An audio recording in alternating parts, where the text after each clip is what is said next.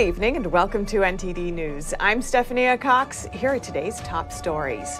Reports take a close look at the police paperwork documenting the traffic stop that led to Tyre Nichols' death. Officers' initial assertions don't appear to match the footage. The White House and House Republicans agree that it's time to end the COVID-19 emergency, though they disagree on how soon. A pro-life counselor was acquitted of federal charges that he assaulted a man in front of an abortion clinic. After the case, his attorney said the Justice Department shouldn't have gotten involved. Changes to higher education in Florida. The governor says institutions should place more emphasis on teaching skills rather than focusing on political agendas. And the top election official in Arizona wants Republican Kari Lake investigated for a possible campaign violation. That's after Lake posted a graphic on Twitter showing 16 voter signatures.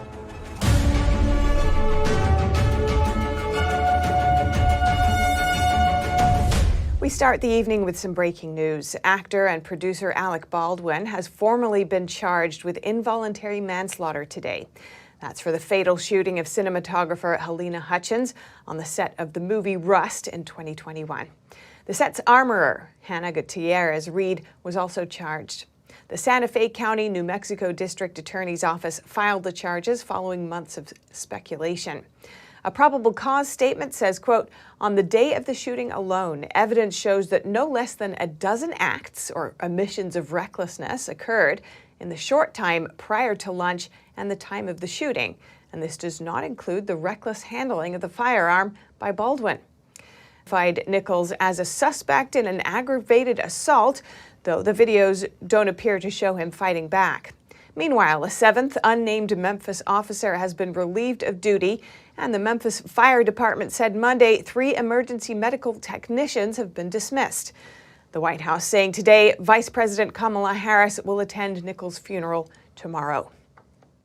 And the president says it's time to wind down on treating COVID-19 as an emergency.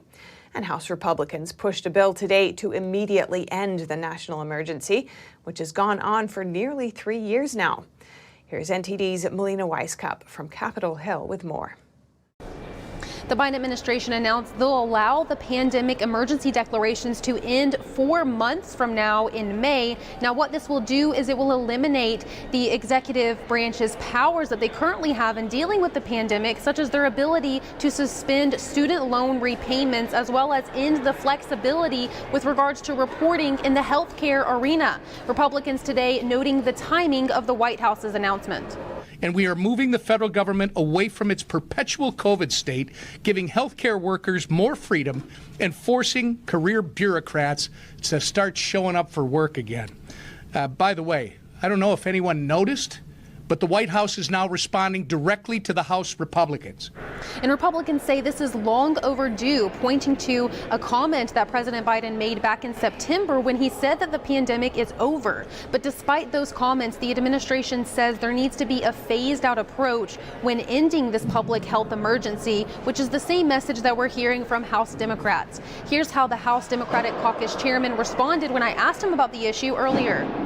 We understand that some proposals that they could be pushing could increase the cost of the vaccine. We want to make sure that testing is available through insurance programs. Those are the types of things that we're concerned about. It's about how this policy affects our community. And in addition to this bill that would end the public health emergency immediately, House Republicans also pushed a few other pandemic-related bills today. One would end telework for federal employees. The other would end vaccine mandates for healthcare workers. Now, what is interesting is that the Senate during last Congress did vote twice to end this public health emergency, and that did garner the support from 12 Democrats. We asked Senator John Thune, who is the Republican whip in the Senate, if it's worth another floor vote in the Senate during this Congress. Here's how he responded. I think most people have moved on. The pandemic, the worst of the pandemic's behind us, and it's time for our policies to reflect that. So whether that ends up translating into a vote here remains to be seen. So if the Senate does take up this bill and it does make it to President Biden's desk, he's vowed to veto it and instead allow these pandemic powers to end this May. Reporting in Washington, D.C., Melina Weiskup, NTD News. And President Biden today traveled to New York City touting new funding for an infrastructure project. The Hudson River Tunnel is part of the Gateway Project, which was first announced over 10 years ago. Folks, just outside this space, the first piece of the new Hudson Tunnel is being built. It's one of the biggest parts of the Gateway program. Now, let me say this at the outset. This is just the beginning of finally constructing a 21st century rail system that's long, long overdue in this country. The president showcased an almost $300 million grant. It will be used to help build a new tunnel connecting Manhattan and New Jersey beneath the Hudson River. And a separate project will renovate the existing tunnel. The New York visit is Biden's second stop of a three-part trip this week. He's highlighting his success in securing money for infrastructure. The new tunnel is expected to be finished by 2035. And pro-life activist Mark Houck was found not guilty on federal charges of assault on an abortion clinic escort. Houck was arrested in 2022 after the FBI raided his home. NTD's Arlene Richards reports. Relief, overjoyed, blessed. That's Mark Houck, a pro-life counselor celebrating his acquittal on federal charges of assault under the Freedom of Access to Clinic Entrances, or FACE Act. His attorney, Peter Breen, explained to NTD in a previous interview what the act is and why Houck was arrested. We have two counts under the Freedom of Access to Clinic Entrances Act, the FACE Act as we call it. And that's about, it was put in place back in 1994 to stop the blockades of abortion clinics. Houck was accused by the Department of Justice of assaulting an abortion advocate just outside the clinic door. Mark and his then 12-year-old son were away from the entrance to the abortion clinic, and the abortion escort, who claims to be the victim, a 72-year-old man, went to them. There were no patients around. He went to them and plopped right next to the son and started harassing him. A 72-year-old man should know better. And then an altercation ensued. The Philadelphia DA declined to prosecute, and a state court dismissed a civil complaint. Breen told NTD the alleged victim didn't show up in court, so the matter should have ended. But then the FBI raided Houck's home and arrested him on federal charges. On Monday, Breen gave reporters his take on why the FBI got involved. From day one, this case has been an intimidation tactic by the Biden Department of Justice. Mark was totally innocent of these charges. This matter is one that never should have gotten the attention of the Department of Justice. Houck's attorneys argued this was a First Amendment case, while the DOJ maintained Houck violated the FACE Act. This was about the First Amendment in that Mark and every sidewalk counselor in this country has an equal right to be there on that sidewalk and offer assistance, offer alternatives to folks. The jury returned a verdict in 1 hour. NTD reached out to the Justice Department and asked for their take on this case and whether or not the jury returned the right verdict. So far, we haven't gotten a response. Houck said he intends to resume his sidewalk counseling. 100% I'm going back. Yeah. I'll be there next Wednesday. Arlene Richards, NTD News. And the House's new Select Subcommittee on the Weaponization of the Federal Government is kicking into action, reportedly sending letters this past Friday to 5 subjects who may also be subpoenaed if they're unresponsive. The panel says it will investigate potential misconduct by the FBI, Justice Department, and the intelligence community, among others. Earlier today, I spoke with attorney and former Assistant Attorney General at the Justice Department, Jeffrey Clark, for his thoughts. Jeffrey Clark, welcome to our show. Thanks so much for joining us. Well, it's great to be here. Thanks for having me. Now, a new House subcommittee is investigating what they say is a concerted effort by the government to cancel conservatives. They and many others say Americans are feeling targeted. What are your thoughts on this?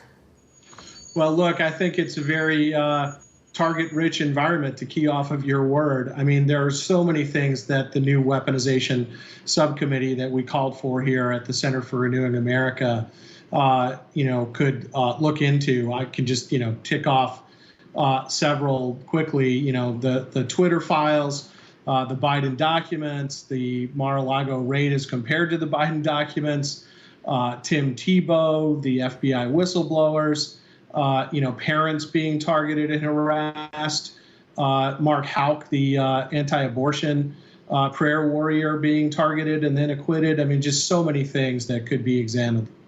And like you mentioned, the subcommittee says it will examine ways that the FBI, DOJ, and Homeland Security may have been weaponized against Americans, but also the agency's possible neglect, for example, in probing the Hunter Biden laptop story. What are your concerns in regards to that? Well, look, I mean, the Hunter Biden laptop has been over at DOJ, at Bill Barr's DOJ, no less, in which I served since 2019. So, that's something that should have been looked at a lot harder and a lot faster. And we may be seeing that the Biden documents scandal, which recently emerged on January 9th, that really does trace back to investigations into the Hunter Biden laptop. That's not clear at this point, but there was just breaking news before you began this interview that CBS News had learned that actually the Justice Department searched the Biden Penn Center in quote unquote mid-November. And what is mid-November? I mean, it's after November 2nd, which we're told is when Biden's people themselves found documents at the Biden Penn Center. But was it before the election or after the election? And why is it such vague terminology about mid-November? It seems odd. And you've said that you think this issue with Biden's classified documents could be his undoing. What do you think about the timing there, and if there's any concerns around what they're saying? Well, I think we've begun to see that there are even, former officials, advisors affiliated with the Clinton administration, like David Gergen and Dick Morris, who've started to realize how serious this is for the Biden administration. We've seen Ron Klain make good his exit as the White House chief of staff so that, he can plausibly claim that he had nothing to do with this issue and that this is a mess that emerged later in the Biden administration. I think it's very dangerous for them. You certainly don't want to be going into a presidential campaign with a special counsel having been newly appointed to look into an issue that you've had that stretches back far longer than the Trump documents. It stretches back now not just to the Biden vice presidency, but to Biden's time in the Senate based on documents that were found at his Wilmington home, as the reporting has shown. And coming back to this subcommittee, the subcommittee can access the most highly classified information in Congress, and it has subpoena power. Do you think it will be able to get answers that other committees or subcommittees won't or can't reveal? Well, I think it needs to press to get those results as hard as possible. We, know what the tools for that are.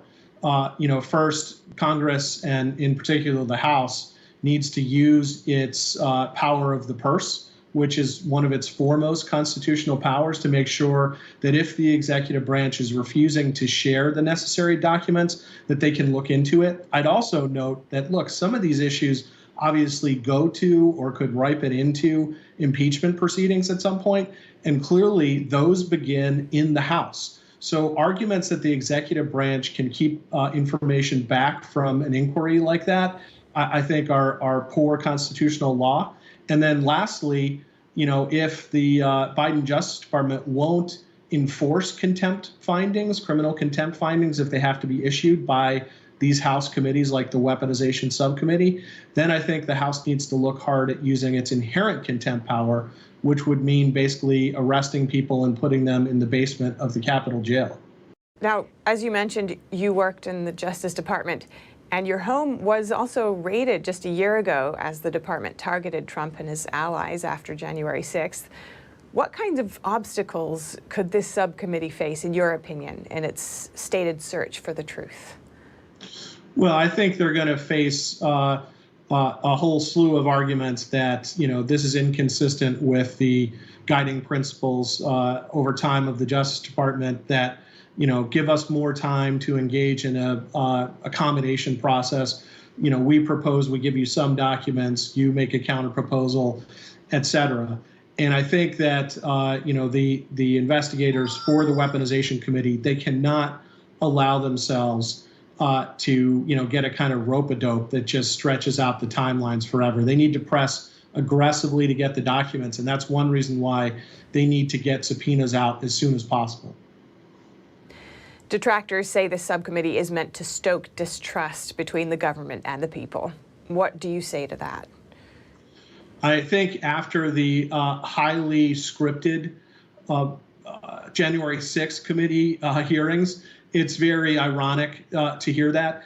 Republicans are proposing to run these committees entirely above board and in a balanced fashion. There will be a ranking member from the Democrats on each of these committees. There will be representation. There will not be, throwing people willy-nilly off of the committees because Nancy Pelosi fears that a Jim Banks or a Jim Jordan might, put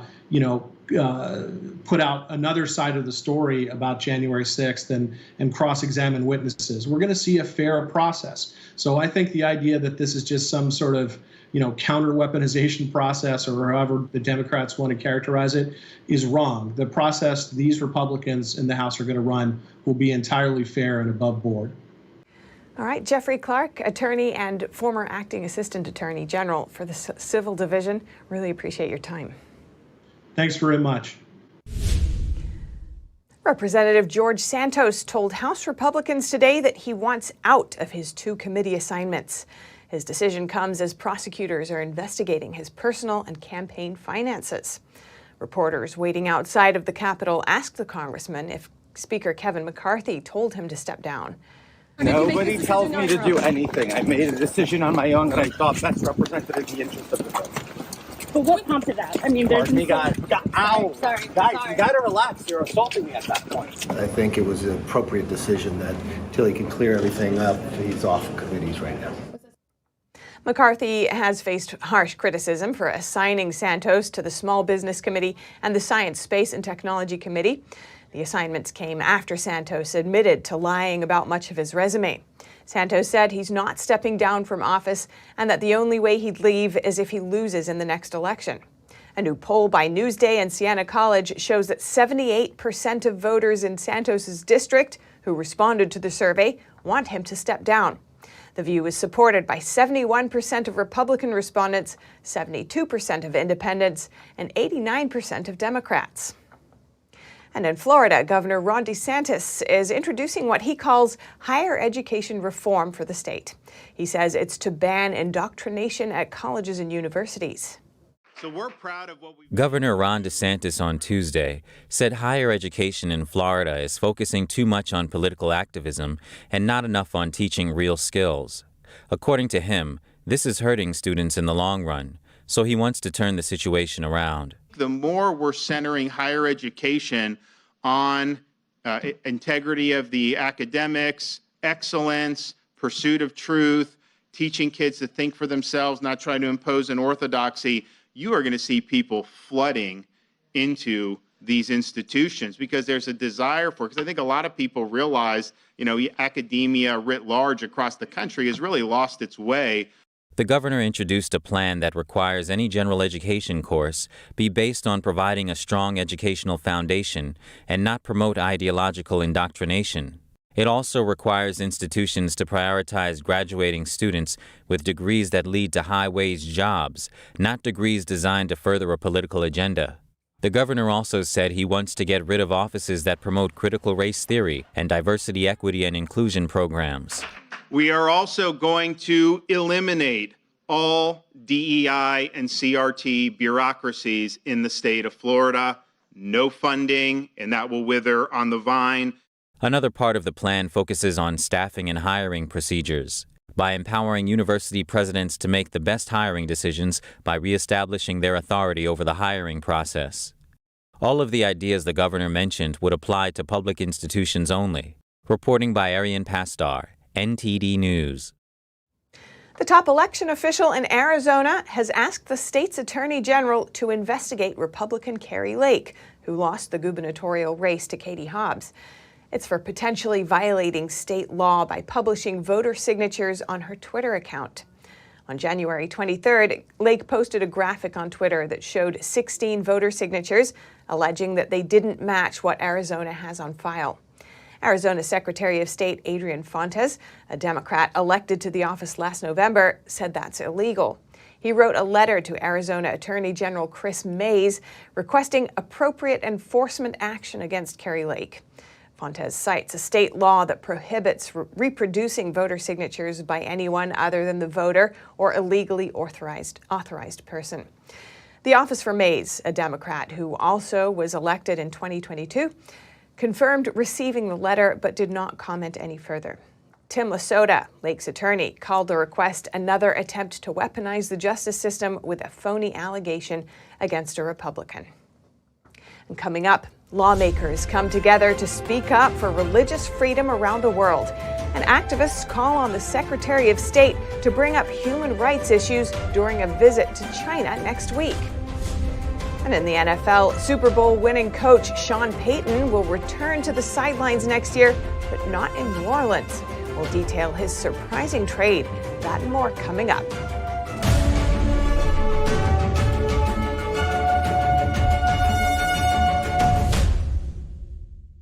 Shenyun Creations, the streaming platform from Shenyun, featuring world-class dance, past programs, and all original music.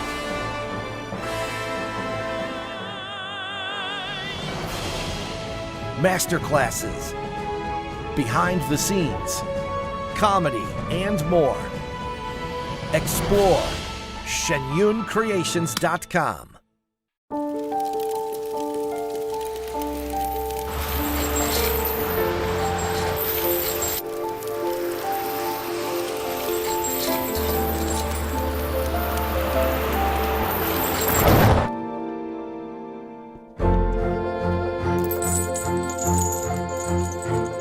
Did you know dragging chains can spark a wildfire? Only you can prevent wildfires.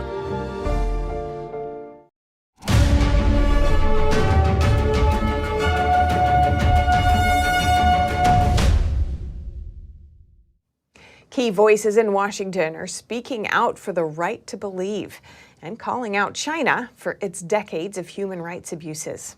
NTD's Iris Tao has more from the International Religious Freedom Summit in D.C. This is a God-given right that unfortunately is being trampled on. Highlighting the right to believe, the International Religious Freedom Summit brings lawmakers from across the political spectrum. And we work together, especially on issues regarding human rights. The Chinese Communist Party is conducting an all-out assault on religion. At the center of the focus is religious persecution by the Chinese regime. The chair of the House Foreign Affairs Committee highlights the Chinese Communist Party's state-sanctioned forced organ harvesting, targeting Falun Gong practitioners and other prisoners of conscience. They have biometrics to follow all their people within China. Organ transplants where they force people and they sedate them and take their organs out, and it's just horrific. The summit also comes just a week before Secretary of State Antony Blinken is set to travel to China. He asked former NBA player and human rights activist Enes Kanter Freedom about what he thinks Washington should tell Beijing. Don't be scared. Call out China for their human rights abuses. Now the whole world knows what Tibetans are going through, what Hong Kongers are going through, what Uyghurs are going through, Falun Gongs are going through. Also at the summit are those who are living through the impact of religious persecution. The 17-year-old teenager is calling for the release of her parents in China, who have been detained for 2 years for practicing the meditation practice of Falun Gong. 就他们自从被绑架之后，我就再也联系不上他们，让我们赶快见面吧。 The two-day summit will wrap up on Wednesday after featuring more voices from across the globe speaking out for religious freedom. Reporting in Washington, D.C., Iris Tao, NTD News. And now over to sports news. Here's NTD's Dave Martin with today's top stories. Thank you, Steph. The NFL's Conference Championship Sunday was a major victory for the league as both games claimed massive TV ratings. In particular, the Chiefs' thrilling win over the Bengals drew an average of more than 53 million viewers on CBS, making it the most watched show on any channel since last year's Super Bowl. The game featured a pair of star quarterbacks in a tense battle that wasn't decided until Harrison Butker's game-winning field goal with 3 seconds left. Meanwhile, the NFC title game still held strong in the ratings, averaging more than 47 million viewers, despite the Eagles blowing out a 49ers squad that was without a healthy quarterback by the end of the contest. Combined, it was the NFL's best conference championship Sunday in nearly a decade, when a record audience tuned in to see Peyton Manning battle Tom Brady for a spot in the Super Bowl. And sad news in the NHL as the Chicago Blackhawks announced Monday that Hall of Famer Bobby Hull passed away. Hull led Chicago to the Stanley Cup title back in 1961 and won back-to-back Hart Memorial trophies as the league's MVP in 1965 and 66. Hull, whose 610 NHL goals are still 18th best all-time, was known as the Golden Jet, both for his speed on the ice and his long blonde hair. Hull was 84. And for your sports viewing schedule tonight, the NBA has 5 games on the docket featuring the LA Lakers and Lebron James, who after sitting out last night's contest is still just 116 points behind Kareem Abdul-Jabbar's career scoring mark. They'll play the Knicks at Madison Square Garden. And finally, for you hockey fans, the NHL has 3 games on tonight, including one with arguably the hottest team in the NHL, the Carolina Hurricanes, who won a league-high 5 straight games. They host the LA Kings. And that's it for your sports news today. Back to you, Steph. Thanks, Dave. And breaking news from the NFL. The Denver Broncos have struck a deal with the New Orleans Saints for former head coach Sean Payton, according to a report on ESPN. Payton led the Saints to a Super Bowl win plus 7 division titles.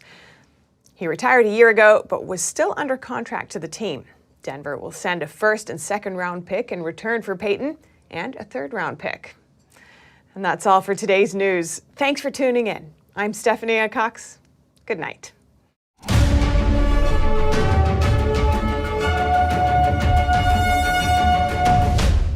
Thanks for watching us on YouTube. Did you know YouTube only keeps selective videos on its platform? So if you want to make sure you get the full picture, just subscribe to our newsletter.